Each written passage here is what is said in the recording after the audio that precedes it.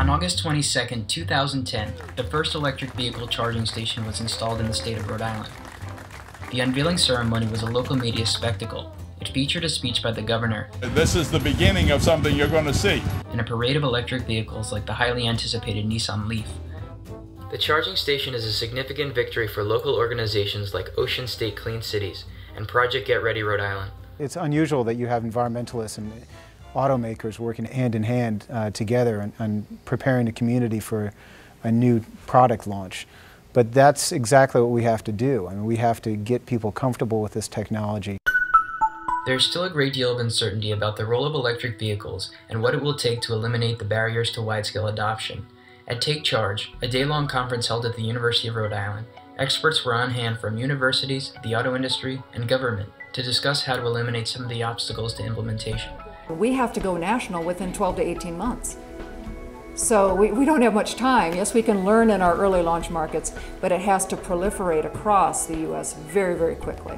As I witnessed in one discussion, even the regulations for putting a charging station in your home still need some clarification. The permit's the same for an EVSE installation as it would be for any installation. Okay. The question that remains to be answered is how quickly will Americans, in significant numbers, go electric?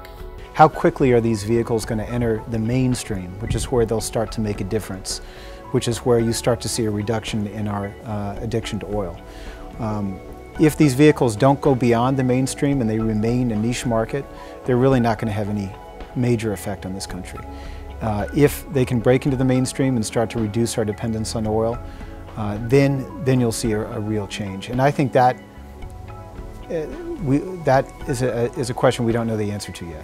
At the 2010 Northeast International Auto Show, Project Get Ready announced its goal of putting 10,000 electric vehicles on Rhode Island roads by 2015. Achieving that goal is going to require educating the public and developing infrastructure. Kristen Zimmerman, Program Manager for Research and Development at General Motors, wants to see local utilities work with their customers to provide charge-up power at the lowest possible price. Can you tell me how GM has partnered with local communities to make sure that the infrastructure is in place for electric vehicles? If the community continues the dialogue on the value proposition, things are going to go very, very well. Extremely well, because they'll push and pull on the utilities to provide favorable rates and some of these other things for local jurisdictions to step up and provide preferred parking or HOV lane or some other non-financial incentive. That's where citizen advocacy like that of Project Get Ready is so important, pushing the utilities and local governments to incentivize EVs. In Rhode Island, they're working hand in hand with National Grid, the local power utility. Implementation plan for the first 30 to 50 EVSEs that'll hopefully be installed before the end of this year.